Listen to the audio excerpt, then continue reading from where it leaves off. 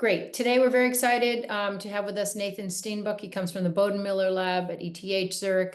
And the title of his talk is Imaging Mass Cytometry Reveals Early Beta Cell Dysfunction and Changes in Immune Signatures During Type 1 Diabetes Progression in Human Pancreata. And a little bit about him. He's a PhD candidate in the Department of Quantitative Biomedicine at the University of Zurich and ETH Zurich, Switzerland. He joined Bodenmiller's laboratory in April 2023 after completing his undergraduate studies in Lübeck and his master's degree in Heidelberg, Germany. His research focuses on mapping the human pancreas using imaging, mass cytometry, and developing experimental and computational methods for highly multiplexed imaging. This is going to be a real treat. Can't wait to see some of these images. And I'm also going to be dropping the preprint that he may be referencing in the chat for your convenience. Feel free to drop questions in the chat during the talk, and then we'll take some questions at the end. Thanks so much for joining us, Nathan. Good to be here. All right. Thank you everyone for attending today, and I'm happy to present some of my research today. So, as you are probably all aware, is that type 1 diabetes is and still remains a global disease burden, and currently over 8 million people worldwide live with T1D, with unfortunately still increasing incidence.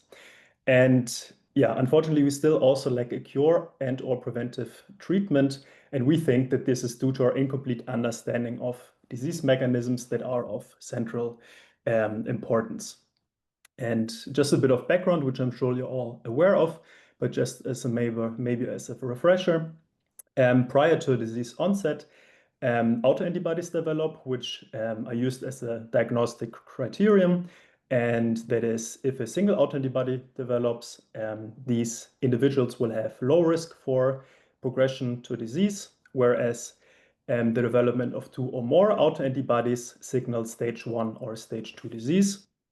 And importantly, especially these multi-autoantibody positive individuals are located within a critical therapeutic time window, given that they still retain so much beta cell mass. However, especially about this disease stage, we know very little, and clearly there is a critical gap that we have to address if we want to further different therapeutic strategies in the clinic. What do we know about the disease mechanisms which drive the natural history of type 1 diabetes? Well, for one, we understand that type 1 diabetes is not just the adaptive immune system, especially T cells, but also that there are other cell types clearly implicated, which is, I think, nicely encapsulated in this recent review, which describes type 1 as a pathogenic symphony, and in which defines it as a disorder of the innate and adaptive immune system, beta cell state, and even implicating the exocrine pancreas here. Therefore, given this complexity, I think we should study type 1 using a comprehensive approach. What do we need to study type 1 on human type 1, especially in a comprehensive manner? Well, first, I think we need single cell resolution, as clearly if we study whole islets or even entire sections of the pancreas, this will dilute our biological signal due to compositional effects, for example, in insulitic islets, which retain a small beta cell fraction. Furthermore, I think spatial context matters, as this informs biological context, as again, beta cells which are located in islets with high associated T cell content will likely be in a separate state than say beta cells and islets without any associated T cells. Third, we need multiplexed readouts, such as to deeply phenotype associated cell types and cell states.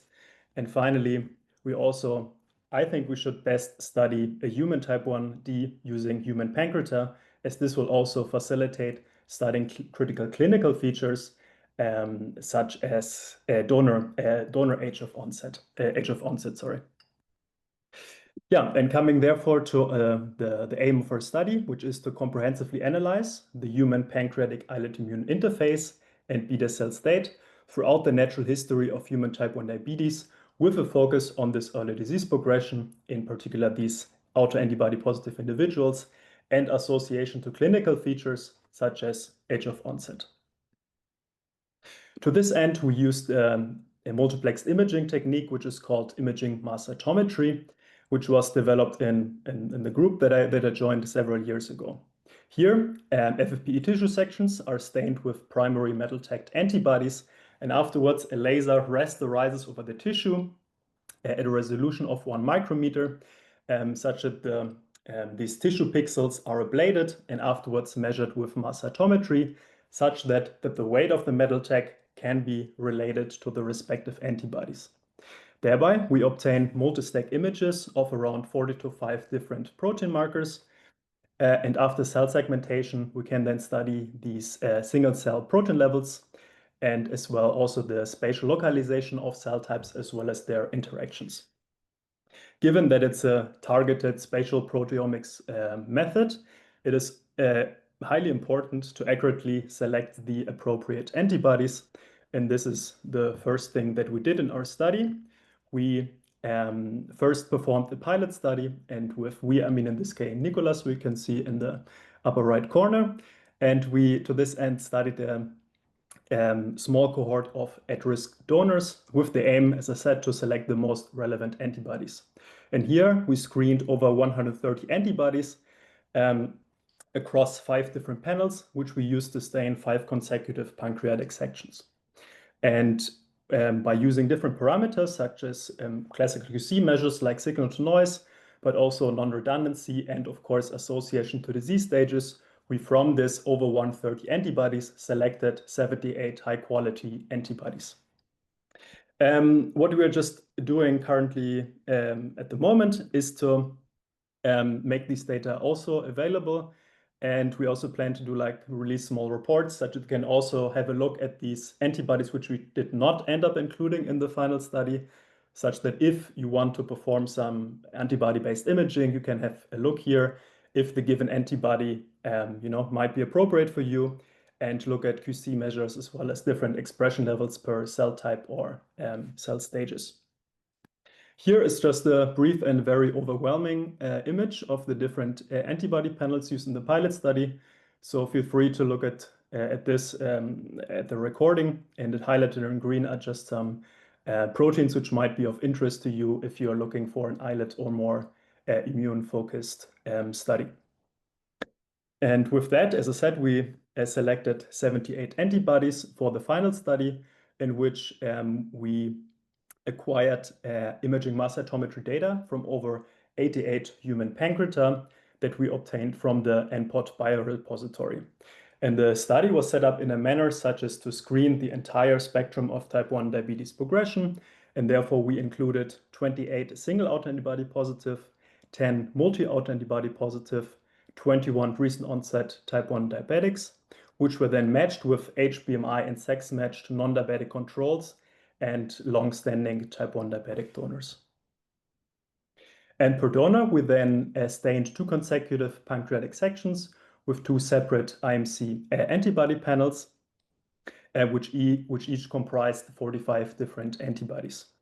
And for each section, we acquired 75 regions of interest, and importantly, acquired across the 2 consecutive pancreatic sections the same ROIs, meaning that for each islet, we can then really have an integrative analysis using the 2 different antibody panels. Coming to pre-processing, here, of course, we first read in the raw IMC files, then segmented islets using a customly implemented convolutional neural network to make the islet segmentation as accurately as possible, as we wanted to extract downstream and high quality distance to islet measurements, which is basically important if you want to study how distant or near the different immune cells are. And afterwards, we performed cell segmentation, image registration, and of course, data extraction to extract per cell, single cell protein levels, as well as neighborhood graphs, for example, which are relevant if you want to perform spatial analyses. And in total, we acquired over 7,000 regions of interest and obtained data from over 16 million cells across more than 10,000 islets. And to our knowledge, this is at the moment the largest type 1 diabetes data set to date, and which applies in particular to these autoantibody positive individuals. Now, First, coming to the analysis of our so-called islet panel, in which we targeted hormones and hormone processing enzymes, as well as islet cell transcription factors, and also more functional markers such as ER stress, oxidative stress, and hypoxia markers, and finally also markers of inflammation signaling. First, we started to annotate cell types, of course, and using our islet panel, we performed a high-quality annotation of all major and minor islet cell types, and this included over 300,000 beta cells.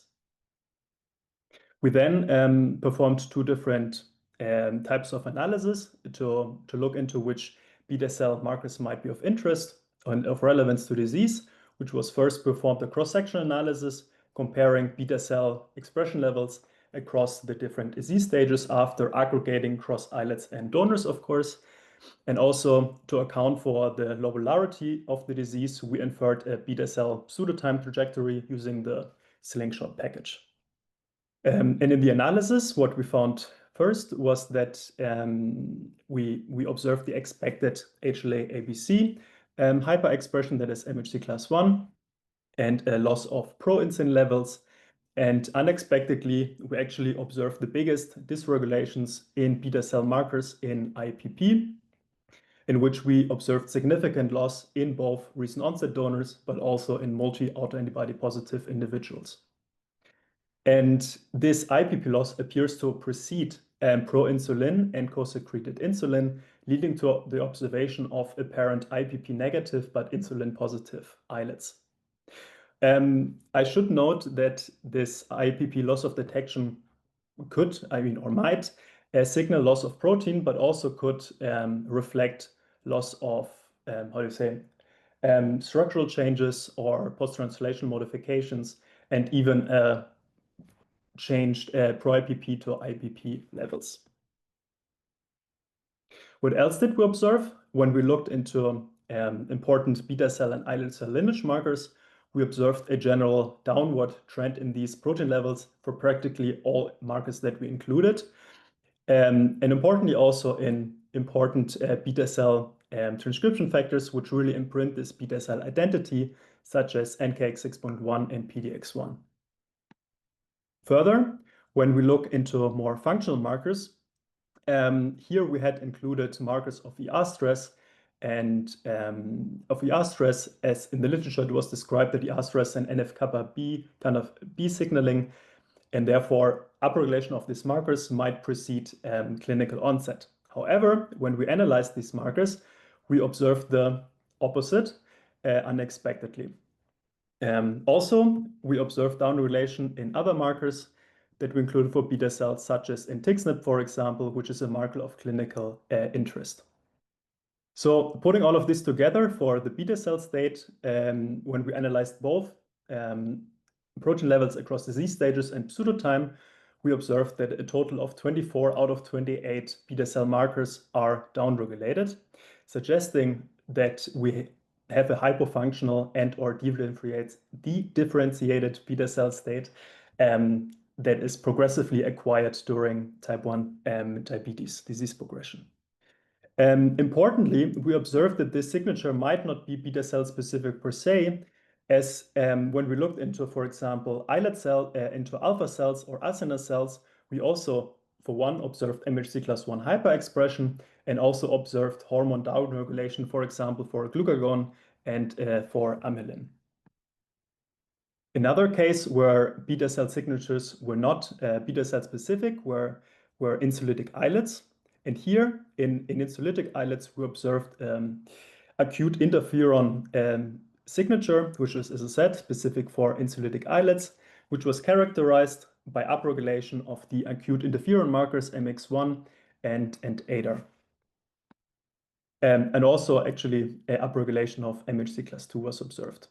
As I said, the signature was also shared with other islet and islet proximal cells, and in which also MX1 and ADAR as well as MHC class 2 was upregulated. Finally, I should say that again, the ER stress markers that we included were again not upregulated in these insulitic islets. Now, coming to the first summary for the analysis of the endocrine state. First, IPP is the major dysregulated marker in multi-autoantibody positive individuals, leading to the observation of apparent IPP negative but insulin positive islets.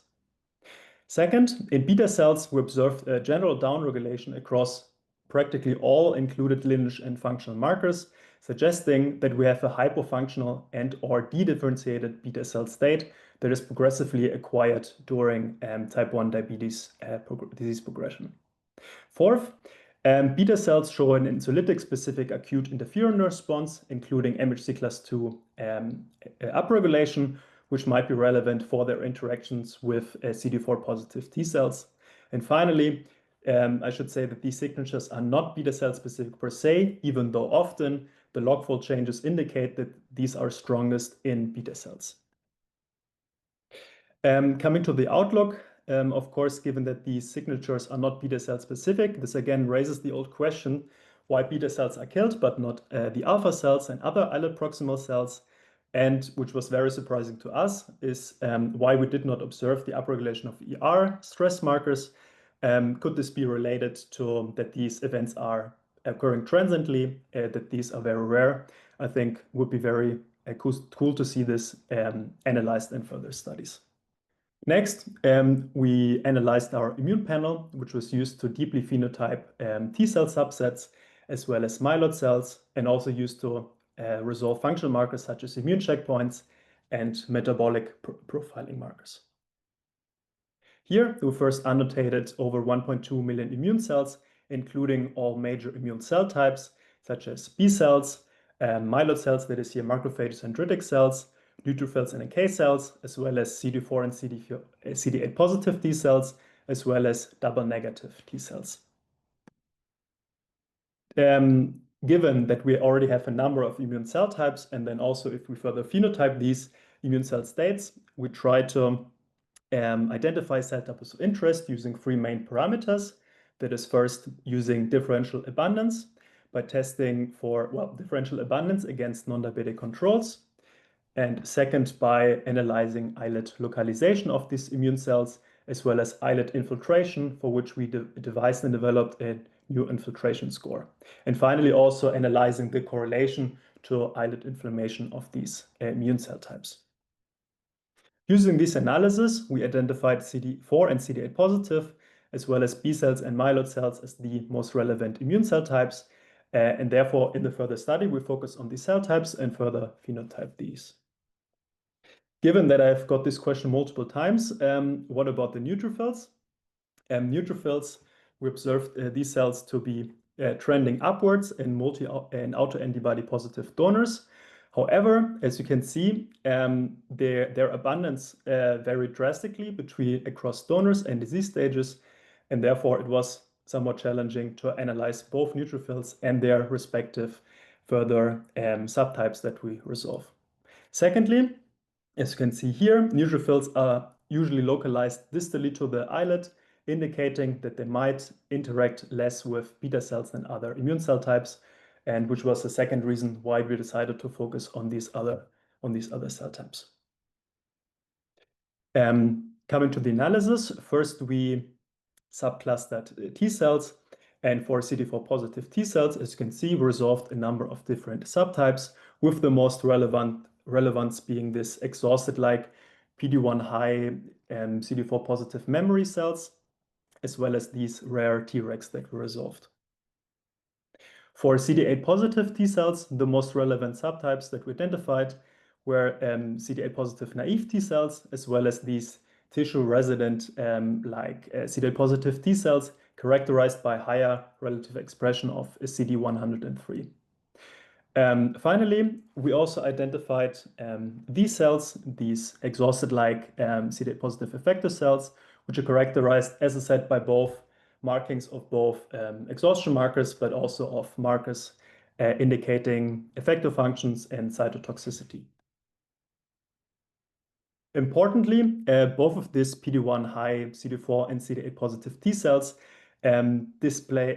infiltrated the pancreatic islets, and as you can see here, this was especially observed for these CD8 exhausted-like T cells, and also both of these subtypes displayed the highest association to islet inflammation, indicating they're important to disease, but more to this a bit later. Before, we also looked into the myeloid compartment, given that these remain highly undefined in human pancreata, and this was highlighted also in a recent review, which likened the function of islet-resident disease and islet-resident macrophages to the search for Bigfoot's footprint. And yeah, what did we find in the subclustering? We mainly identified macrophages, and with the subtype of biggest relevance, I think, being this islet/peri-islet resident macrophages expressing high levels of classical M1 and M2 like markers exactly. Further, we also identified this really rare conventional dendritic cells expressing high levels of CD11C, TIM3, and MHC class 2. When we then performed differential abundance and spatial analysis, we identified something interesting, I think, which is that we identified a potential exhausted-like T-cell pro-inflammatory macrophage axis, comprising the two exhausted-like T-cell phenotypes, which I've told you about before, as well as this islet/peri-islet localized activated macrophages, which we observed to undergo M1 polarization along disease progression. As you can see, these are highly enriched and multi-autoantibody positive donors, as well as recent onset diabetic donors, and are even appear to be even differently abundant in single autoantibody positive donors, which is practically one of the only statistically significant dysregulations in this donor stage that we were identified, indicating that these cell subtypes are likely very critical modulators in autoantibody positive individuals. Afterwards, further analyzing our spatial data, this revealed critical interactions in this exhausted-like T-cell pro-inflammatory macrophage axis. For example, in multi-autoantibody positive donors, we often observed interactions in these peri-islet staging areas, with also conventional dendritic cells apparently interacting with these exhausted-like T cells. And also in insulitic islets, we observed strong co-infiltration between these CD8 positive exhausted-like effector cells and M1-like pro-inflammatory macrophages, indicating that this interaction is also relevant for the eventual beta cell demise. Interestingly, when we compared then insulitic infiltrates across age, we observed that this pro-inflammatory macrophage and exhausted-like T-cell axis was actually not differently abundant across age, indicating that targeting this axis might be an interesting therapeutic strategy for both younger and older donors. In comparison, as previously described, we observed that B cells and TLS-like structures were differently abundant, that is more abundant in younger donors, even though I should say that this might not be as clear-cut as described, I think. And I think we observed multiple islets in which we observed significant presence of B cells, also in higher donors, which might be used to eventually further refine age stratifying criteria, which had been suggested previously. Coming to the final analysis that we did is that to identify immune signatures which might be relevant for disease progression and for immune signatures that might modulate the higher disease severity that we observe in young onset T1D. We then analyzed not just the insulitic infiltrates, but actually the whole data that we have, that is all the data of these immune cells in the islet and around the islet, with the aim, as I said, to reveal imprinted age-associated pancreatic immune signature, which might affect the disease onset and disease severity. For this, given that these young donors are fortunately very rare, we decided to include all samples that we had, such that you can identify immune signatures which are both present in, let's say, homeostatic non-diabetic controls, but also during the disease progression.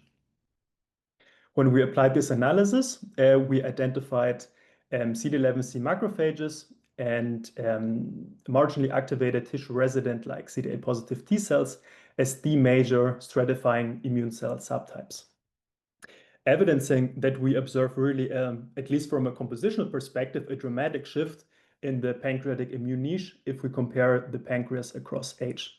And of course, this might indicate that especially these CD11C macrophages might be very important in modulating this initial this difference in disease severity that we observe in the clinic. Interestingly, we observed these CD11C macrophages to express high levels of TMEM173, which is STING, and we hypothesize, we don't have hard data for this, that these might be related to an antiviral innate immunity program, as similar results were observed when people looked into the upper airways in young donors. And would be really interesting to see further study in these, if these, as I said, might be related to viral infections and other dysregulation, and other factors in young individuals. And yeah, with that, it's already in the chat, but just as a reminder, this would be the bioRxiv manuscript of the results that I've here summarized. And I would like now to especially thank, of course, the NPOT donor families, without whom this study wouldn't have been possible, and also the University of Florida and NPOT team, as well as the University of Zurich team. And would like to thank all of you for your attention, and happy to take any questions. Thank you. Great. Thank you so much. Opening up to questions. I had a question for you.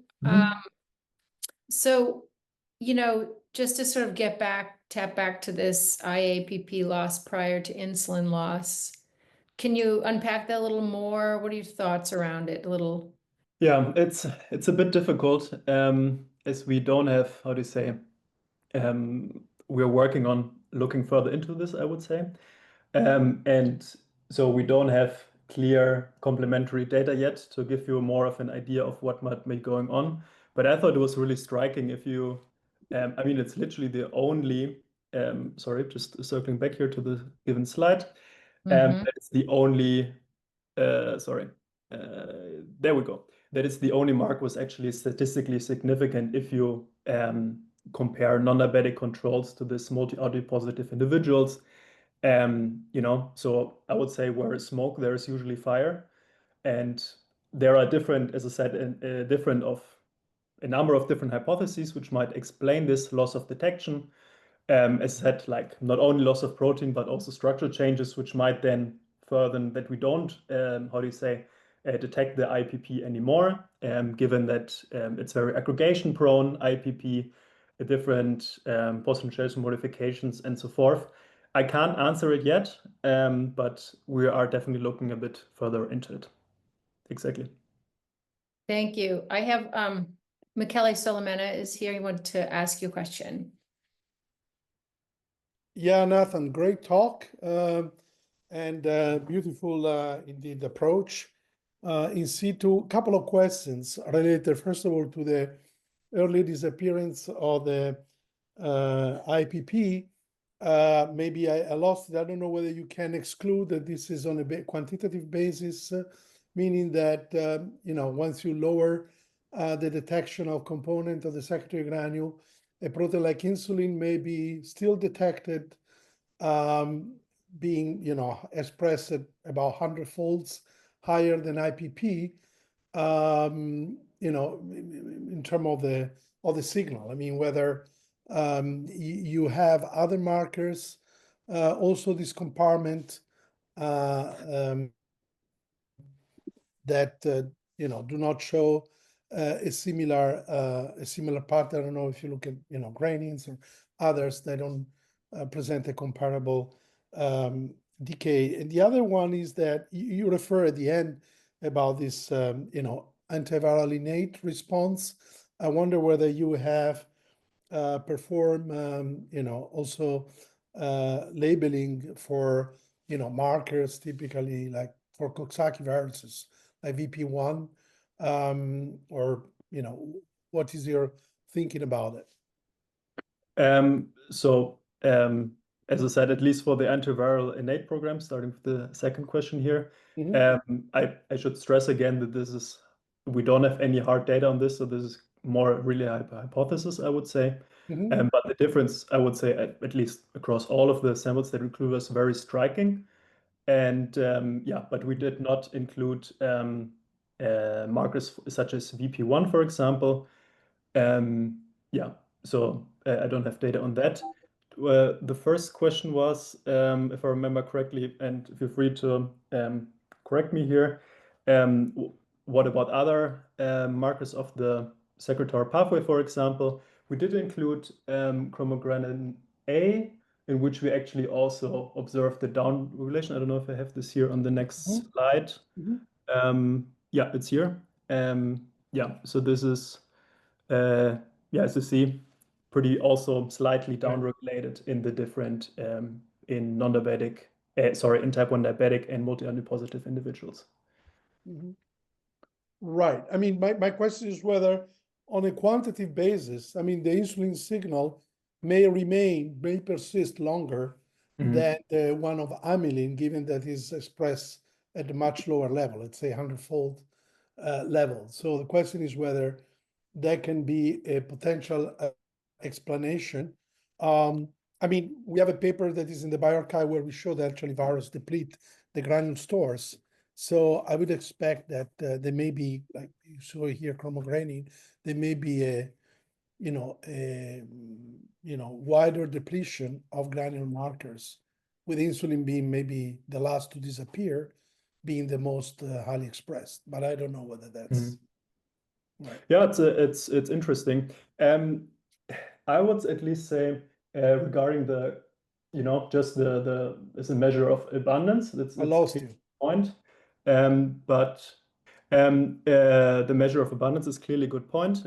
But I would say that we also, I mean, we have all of this middle ground, let's say, in which we have islets, in which we have just the lower levels of IPP, which are not completely disappearing and thus disappearing into the noise, so to say, which would be more relevant if this is, how to say, strongly driven by total abundance, I would say. Yeah, so it's definitely a good point. I mean, it's always hard to exclude everything, but I would say that also this, that we just see this general downward trend, I think, I would say excludes this maybe a bit. Thanks.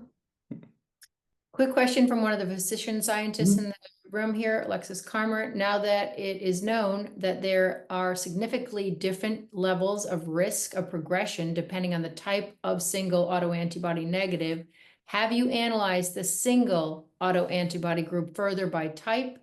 And are most of the single autoantibody positive donors GAB positive? So most of the single autoantibody positive donors are, so most of them are older, and most of them are also therefore GAD positive. And the problem is, I was thinking to do a further analysis. The problem is always that, as you know, that these features are usually collinear. That is, if they're older, they're also more likely to be GAD65 positive, meaning that if you already include the measure of age, then it's hard to, do a further comparison between different autoantibodies, positive individuals, as otherwise this is, how do you say, just as a measure of age, for example. So we would need actually even more individuals to do an appropriate analysis, in my opinion. So exactly, yes. Thanks. We've got Jemming Liu coming from City of Hope in Los Angeles. Thank you very much for your talk and impressive work. I have two questions related to my research. First, have you observed any dual hormone cells in your data? And second, have you detected any CGAS STING pathway activity in beta cells? First question, I would say that maybe our, how to say, it's something that I've been thinking about, let's put it like that, and I'm not 100% certain. There are a number of indications that there might be this double positive cells, right? But I'm always not 100%, you have this pancreatic sections in which you have potentially an overlap in Z, in which you have two cells, for example, localized in even your thin pancreatic sections, which could give you kind of a double positive signal, even though the thinner the section is, the more unlikely this is. And also, you really need to make sure that you have amazing cell segmentation, which is, I would say, I think this is pretty good, but also our resolution is 1 micrometer. So I would say to study this, to really say these are very clearly double positive cells, I would personally maybe look at this in a high resolution, even higher resolution imaging method, as for me, it's a bit harder, let's say, or at least this would clearly be a question from someone else. Hey, how can you exclude some sort of small segmentation artifact if you have a method that has 1 micrometer resolution, which is pretty good, but could still be higher. This is my take on that. So I think there could be, I would say, better approaches to study these double positive cells. Second question, no, we did not. We did not include further markers for that. Okay, great. I have Mark Housing from UC Davis. Hey, Nathan. Congrats. That was Hi. beautiful. Beautiful data. I have a question, I guess, somewhat related to Michaela's question on additional markers. Here's the thing, you present 90 or so markers and people will come up and ask, hey, have you also looked at this marker? So I'll ask one of those questions too, and it's about urocortin 3, which is after amylin, which you showed actually appears to be downregulated before insulin. Urocortin 3 is after those two, the most abundant hormone released from these cells. And couple of groups, Barack Bloom's group, my group, have shown that in the type 2 setting, even in pre-diabetes in primates, urocortin 3 is down before insulin. So there's actually some good precedent that it is a sensitive marker that appears early on in whatever disease progress. We have some anecdotal data on type 1, but I mean, that's just that because of the difficulties in catching the samples. And you have a really nice data set here. I think it would be awesome if somebody would be able to either confirm or have a look at urocortin 3 and see what happens in a data set like this, and maybe even regionally in areas around like inflammation or infiltration, if you can see like intra-islet gradients of these markers starting to disappear locally at exactly those sites where you can see immune cells appearing. I don't know. Maybe it's a comment, but I'd hope you have plans to continue to advance this further and include more markers like this.